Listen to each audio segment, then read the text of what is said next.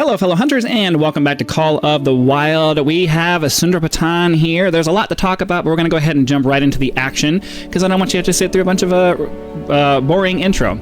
I'm going to read this off real quick. We'll hop in and get through the cinematic at the beginning. Sundarpatan Hunting Reserve spans over all three major biomes of Nepal: Himal, the high mountains; Pahad, the middle mountains or hills; and Tarai, the tropical plains. Among hunters, it's world famous for highly coveted trophies, the blue sheep and tar. As one of Nepal's protected areas, and thanks to hunting fees it collects from tourists, Sundarpatan contributes to the country's efforts to provide to both protect threatened species such as the elusive snow leopard and the iconic Bengal tiger, and develop local communities in an integrated way. We're going to go ahead and hop into this. I always read those things off at the beginning of a new map because there's usually a lot of talking from whoever the park ranger is that we're going to be dealing with. So that's why I didn't want you guys to miss out on the intro and this part here.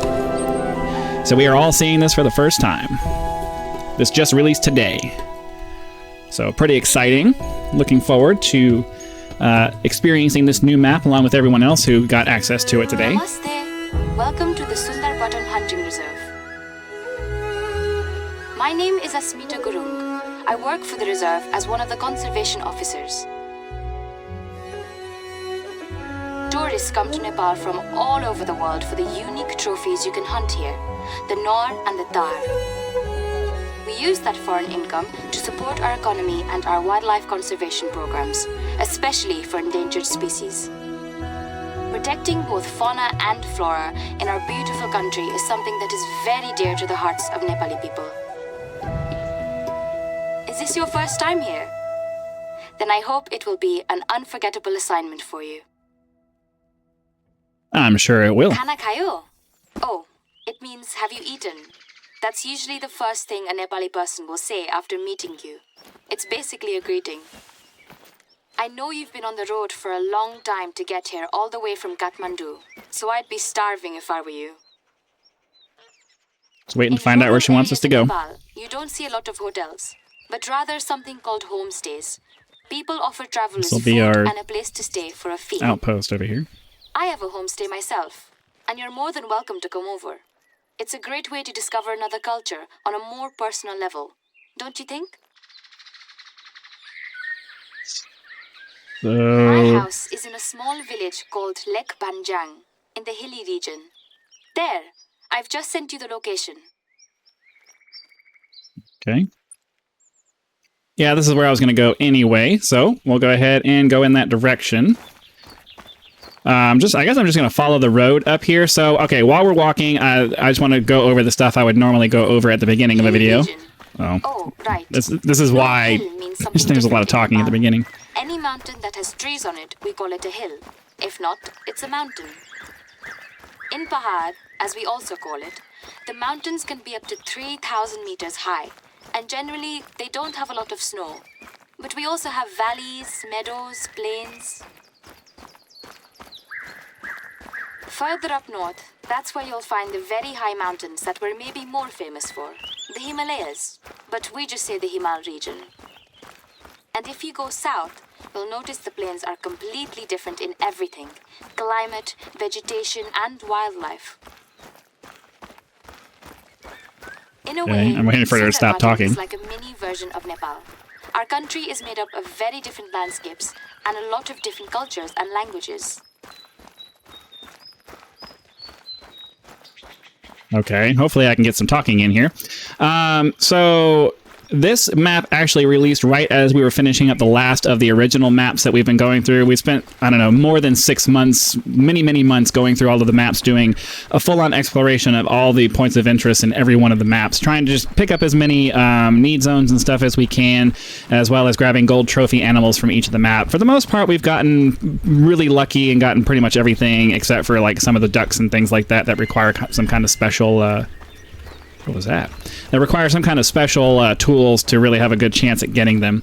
On this map, we're going to go ahead and switch over to our big game hunting loadout because we have 3 different class 9 animals: the Bengal tiger, the water buffalo, and the wild yak.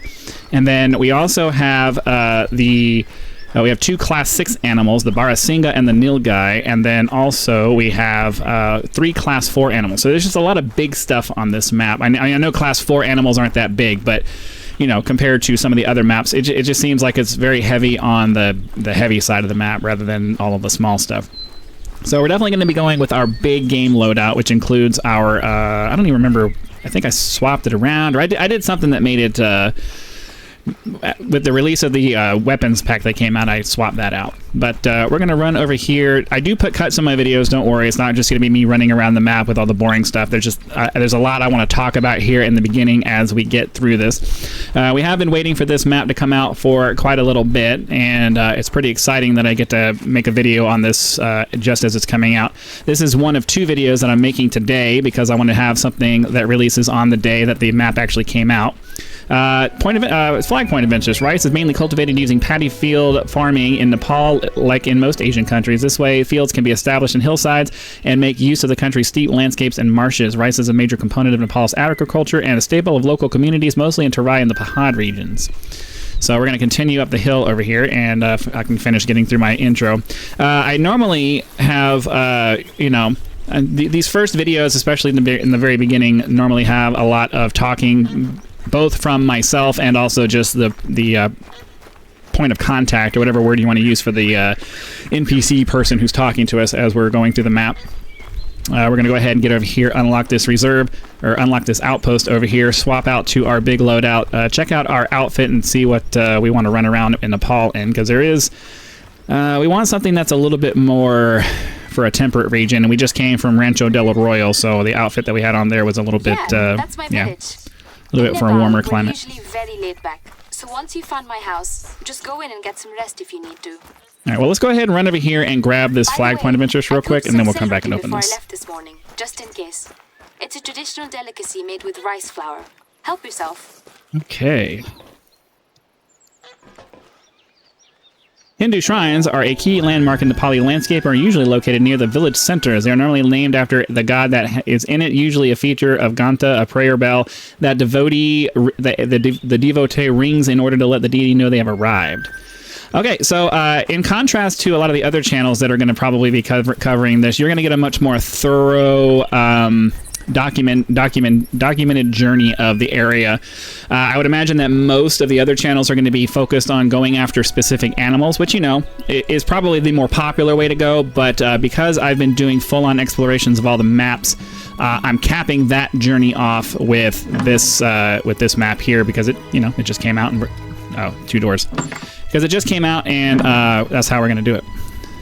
So I want to switch over to our big game loadout. Okay, so yeah, the Arzina 300 mag tactical is going to be for our class 7 to 9, and or basically just going to be for our big game, the tigers, the buffaloes, and the yak.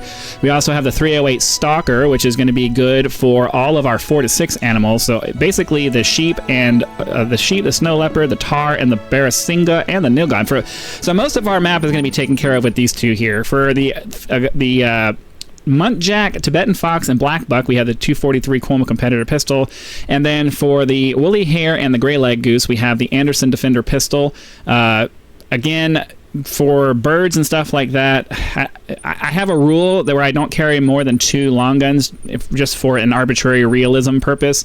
I feel like in real life you might carry 1 long gun in your hand and you might have another one strapped to your back, and then you can have as many pistols on you as you want. That's actually something that you could reasonably do. So I generally try to limit myself to 2 long guns, and then everything else has to be a pistol. So that forces me to kind of make compromises in what I bring with me, so it's going to make things a little bit harder. But yeah, big game, medium game, small game, and then tiny game. And then this is for our self-defense, so if the tiger decides to try to take a swipe at us, we'll have the ability to fend it off. I don't want to go with a Arctic setup, but I do want to...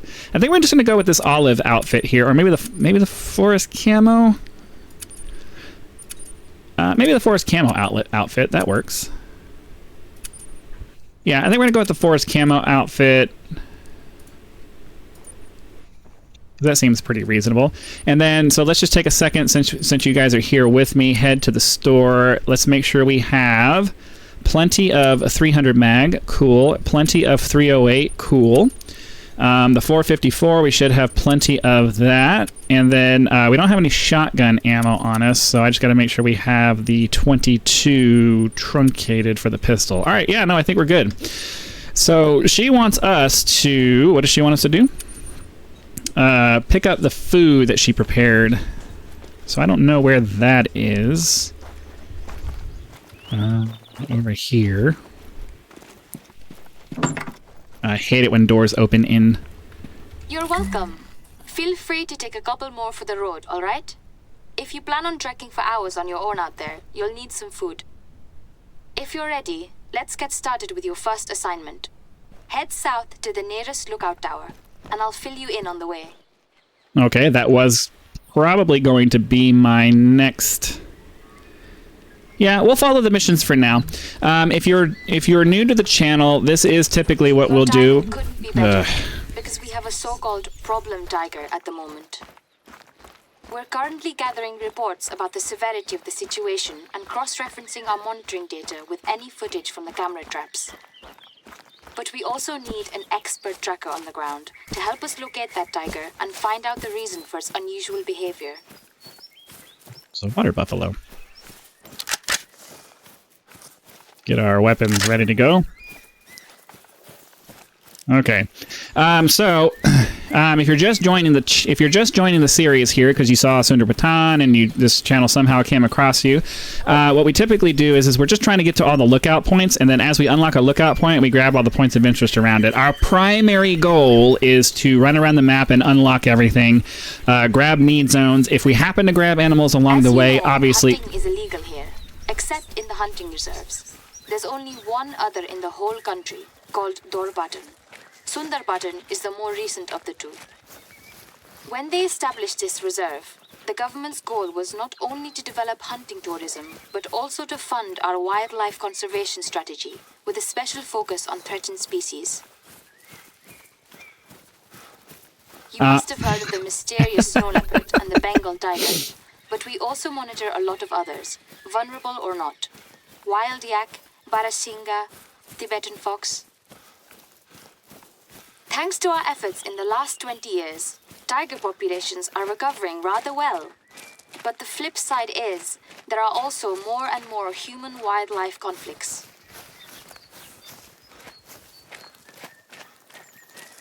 Okay, I'm hoping that she's done now for a minute. So like I said, the primary goal is to explore the map. The secondary goal is hunting animals. Obviously, if there's something and I'm able to get it, then we're definitely going to go after it. I'm not saying that we're not doing any hunting. I hunt whatever comes across, but our primary goal is making it to destinations and we grab whatever we can along the way. So we have a small team. Each of us is in charge of the region they live in and know best.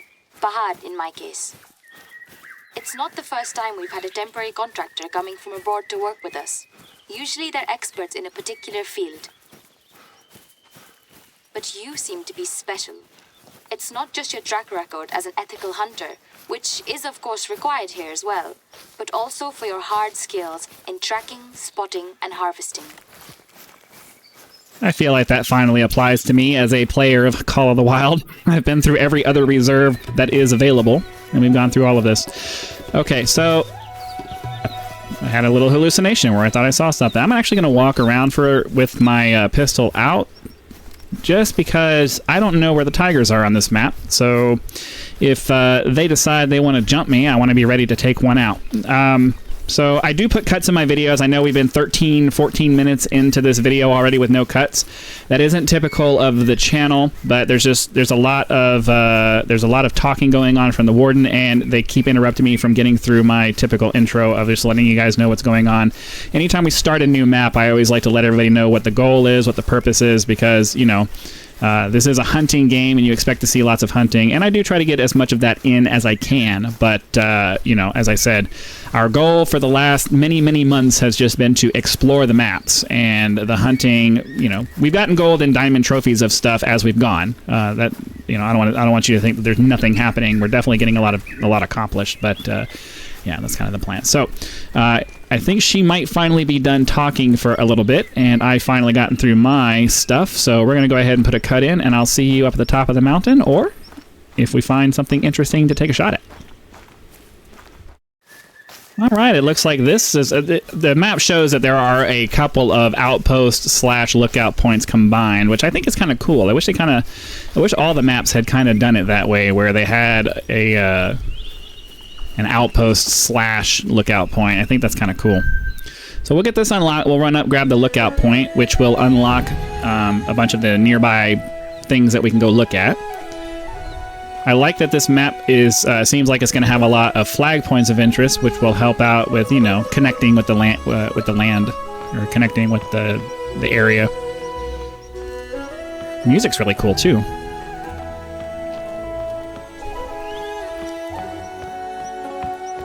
Right, I would imagine we probably need to keep going upstairs. Oh no, okay, very nice. All right, and of course, as soon as I hit that, I get a noise for the thing, but whatever. An animal noise. It's very different from the rest of Nepal. It's a tropical climate with swamps and grasslands, similar to parts of northern India. Most people in Terai have a farm or livestock, but it can be tough to make a decent living there. Before we send you into tiger territory, can I ask you to make one ethical kill and harvest? Check the details on your hunter mate.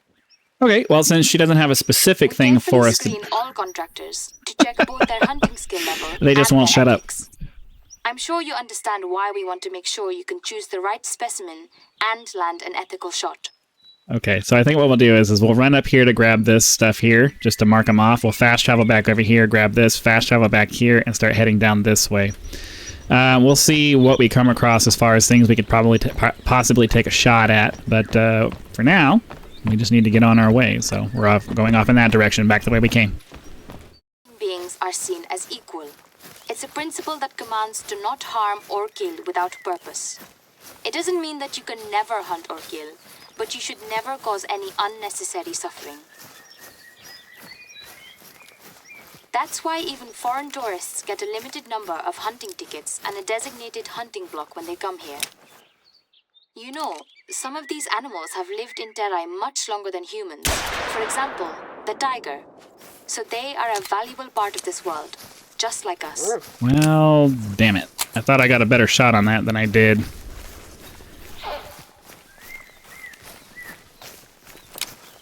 Will I be able to see this one? Oh, here we go. Okay. So it's alert.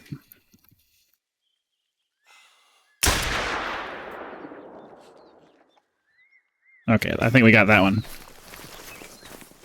I'm normally pretty good about taking shots at the animals. I don't know why that one... I guess the angle was just a little bit too steep for what this particular weapon could handle.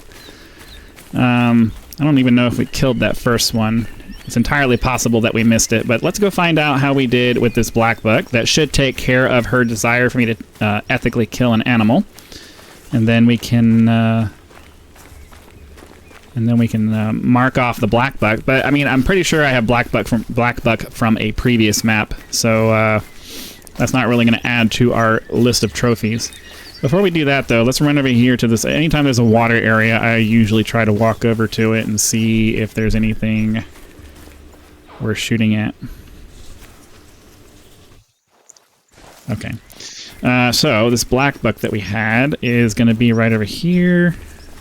Oh yeah, we got a nice vital shot there. Sweet, sweet vital blood. So we'll follow this until we find it. Oh, there it is, right there. Very nice. Yeah, I'm pretty sure that first one... yeah, the first one never even died, so we must have completely missed it somehow. Alright, we got ourselves a nice gold. And as far as the black buck goes, I already have a 113.58, so we're not going to tax this guy. We're just going to cash him out. A very clean harvest. Well done. I can see why our counterparts in other reserves were always so positive about you. I can tell that you really are an expert tracker as well. It can be difficult to track specimens in that wet climate, even for Terai people.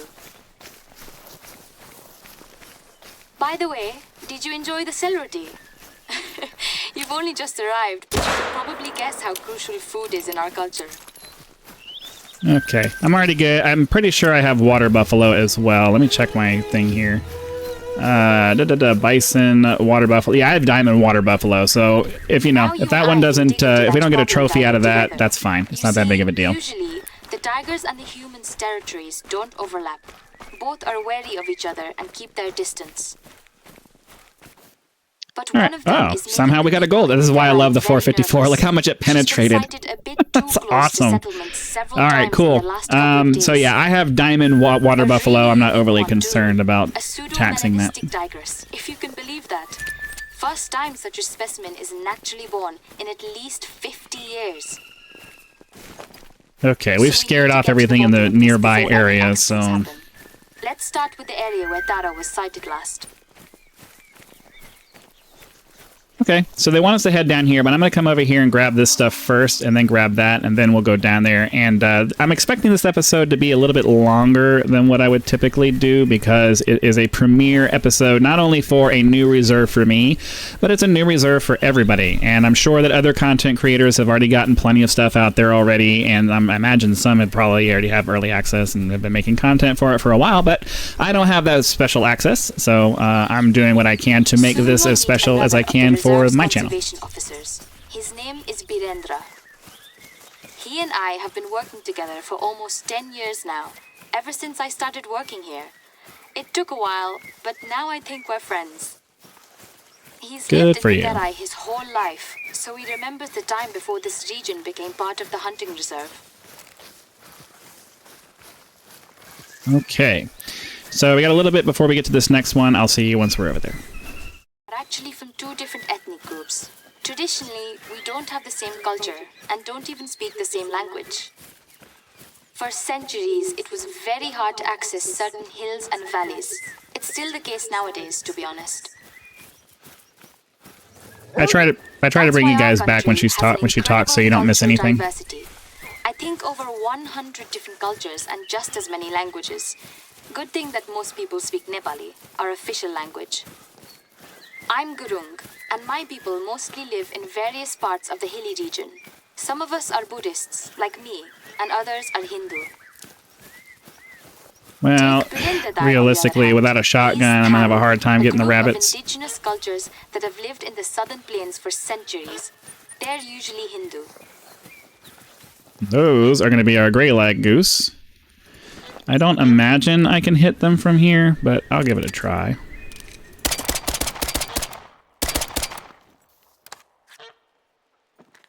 Generally, you can't hit these birds when they're flying that way. Oh, I think I hit it. I think I did hit it. I saw what looked like blood.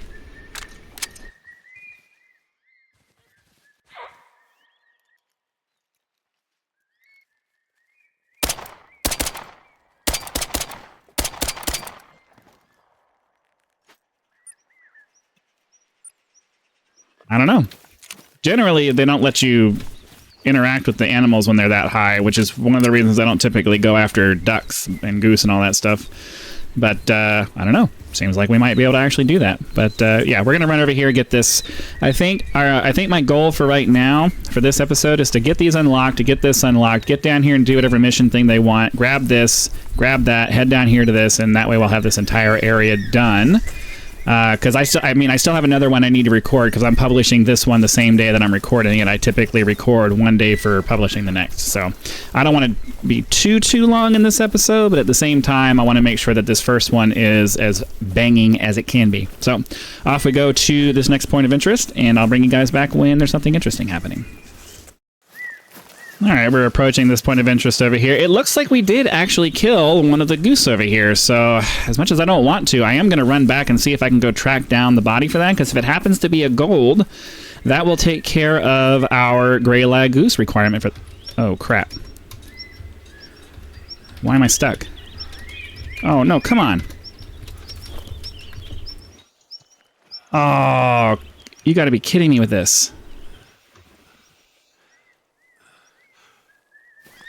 Ugh. What is this?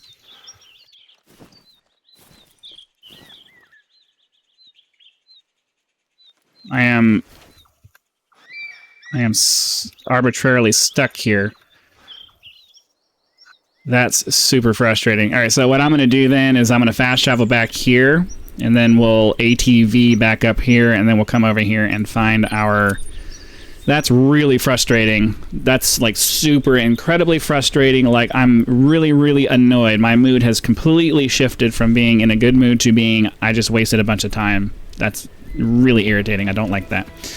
And I have to go all the way up here to get... All right, this is a drawback to the having the outpost in the hunting in the lookout point, because now I have to climb all the way up the tower just to get to our thing to request our ATV, and then go all the way back down to do that. So yeah, it's a cool thought, but I don't know that that's necessarily the best way to go about it. Anyways, I have a bit of driving to do then, so I will see you guys back when we're ready to try again and get that point of interest. Alright, I ended up having to leave that over here because I didn't want to drive around. And, I guess I could have went around the field that way, but whatever. We're going to get this unlocked, and then we're going to head back over and find out how we did on our gray lag goose. I have no idea whether it was a gold or not, but if we get lucky and it happens to be our gold trophy, then we are done with gray lag goose for the map, as far as like needing to kill something. But let's find out what this flag point of interest has in store for us. Tunnel farming is a common sight in the Terai. This is called veggie tunnels, or simple tubular-shaped greenhouses that offer protection to vegetation in all seasons and allows farmers to drastically improve their yields and also grow plants off-season. It's been an important tool in increasing local communities' income and improving their standard of living. Not solely in this kind of area. It's all over the world. Go ahead and unlock this, and then we'll run back over and see about getting our... picking up our goose before we head back down and go to the next point of interest. So at the moment, I'm trying to go right back there. So I will see you over there unless something else interesting pops in along the way. Alright, we are back in the area where the goose are supposed to be. But unfortunately, I spotted some goose over here a minute ago, so I'm actually going to see if the dog can maybe pick up the trail. Because according to the map here, we actually got it, and him running off in a specific direction, yeah, there we go, is a good sign. I don't know Oregon's hit very old, but generally for the birds, we don't really need to worry too much about actually hitting an organ, so I'm hoping that's not going to count against me. Generally, as long as you kill the bird and it goes down, you're okay. The only problem we're going to have is that it will have flown quite a ways before we get it. So I'll continue following the trail and bring you back once we find it. Alright, I think unfortunately there's either a bug or something happened and I have lost the trail. It tells me it went that way, and I don't see anything in quite a ways that way, and I did a circle around all of this to see if maybe I could continue to find a path, but yeah, it flew for a while, and now it's gone. And I don't see a body anywhere nearby, so I don't know. It's done. So unfortunately, that means we're not going to be grabbing a gray leg goose trophy right now. It's pretty frustrating, if I'm perfectly honest with you, but it is what it is. Okay, so we're already enough of the way towards this one that fast traveling back here to do that isn't really going to make any sense. So I'm just going to continue running off to... turn around and make sure I didn't just miss it or something. I'm going to continue running over to this point of interest and see you in a second. Alright, we're almost at this point of interest over here, and I think we are going to go ahead and call it for the day once that's done. Because I want to make sure that I get this episode done and uploaded as soon as possible. So I think we're going to go ahead and be done for the day just as soon as we figure out what that is. So, yep, that's it for that. Hopefully, you guys had lots of fun. Hopefully, you're looking forward to an amazing adventure here in Nepal. If so, be sure to click that like button so that the YouTube algorithm will know and send the video out to as many people as possible. If you're not a subscriber, please consider subscribing now so that when the next video comes out, it'll show up in your feed and you'll be able to watch it as soon as it becomes available. Channel members get early access to all of my content, so be sure to click the join button, check out the list of options available there, and decide if any of those are right for you. If you're not interested in a membership but would still like to help out the channel, channel, you can always leave YouTube's version of a tip with that thanks button. Direct contributions are greatly appreciated and a critical component to helping to turn this channel into a full-time gig, which is the dream. So again, thank you very much for your time. Hope you're enjoying the videos and looking forward to the journey. Be sure to come back for the next one, and I'll see you then.